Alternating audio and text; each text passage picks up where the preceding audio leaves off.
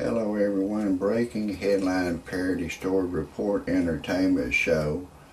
A former NBA guard, Javaris Crittenton, has spent a night in the Georgia jail, having been extradited there to face murder charges on the death of an Atlanta mother. Crittenton was booked in the jail that night. I got all the story about Javaris Crittenton. He's charged with murder of a woman, Julian Jones.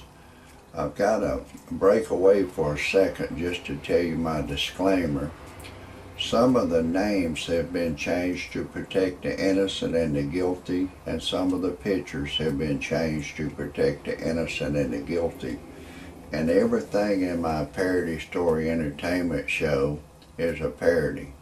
Don't take anything I say seriously. Don't take anything I say personal. Don't try anything I say at home. If you do, check with your attorney first, and then still don't do it. I'm a professional. No amateur should ever try anything I say, and everything in my parody report entertainment show is science fiction. If you disagree with my disclaimer, get your happy ass off my channel immediately. I don't want you to hear a thing I gotta say. And I'm going to get back to the show. I'm just going to tell you who I am, just to let you know. You're going to hear some great entertainment. I'm Rodney Dangerfield's cousin. I'll tell you more about it later. But that means you're going to hear the greatest show you've ever heard in your life. But I'll explain it to you. But this Javaris Crittenton is a 23-year-old black man. He's a basketball player, and he's been charged with homicide murder, felony murder, intent to commit aggravated murder, according that's what he was charged with.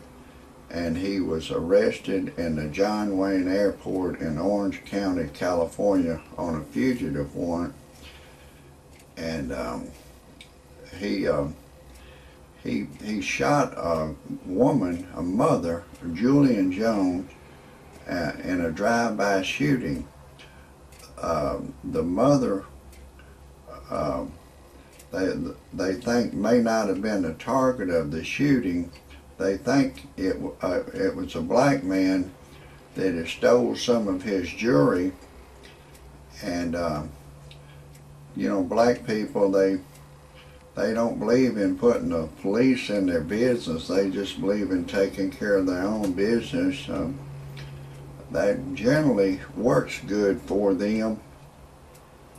But of course now it's 2011, and you know, I advise all the black people, don't try to just be a self-appointed vigilante. The white man outlawed that in the 18th century. Used to be that a person could set a trap for somebody. I've seen shows and read documents where a man will kill another man and his 3 sons, and he'll drag them into town behind his mule and say, "What happened, Clem?" He said, "Well, I caught them stealing, and I shot them and killed them all." And they started saying, "Well, damn, Clem, we got to take your word against a man and his 3 dead sons, and we know a dead people can't talk. We just got to take your word." And they said, "We're going to have to outlaw self-appointed vigilantes."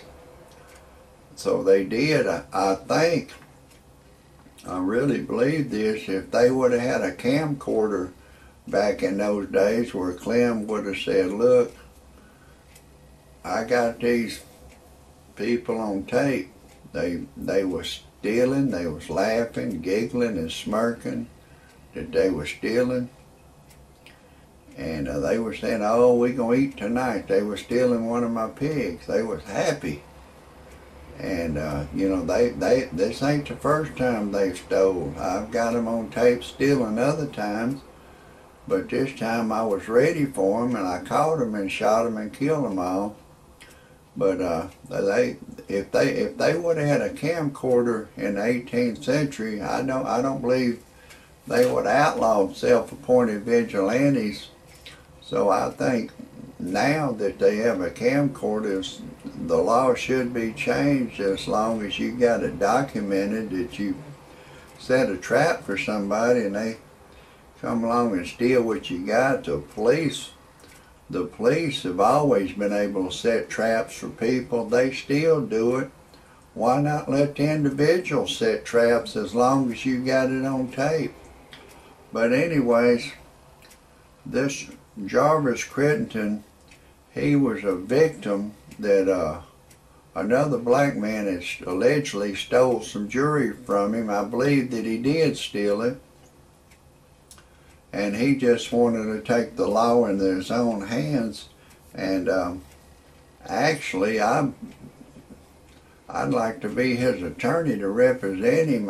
I believe I could beat the case if I could get at least one black person on the jury. If I get 6 on there, or 8 or 12, I'd have a slam dunk to beat the case. That there's a white man's law that whoever starts a crime is responsible for everything that happens after the crime. And this black man has stolen his jewelry. He should be charged with murder because he started it all.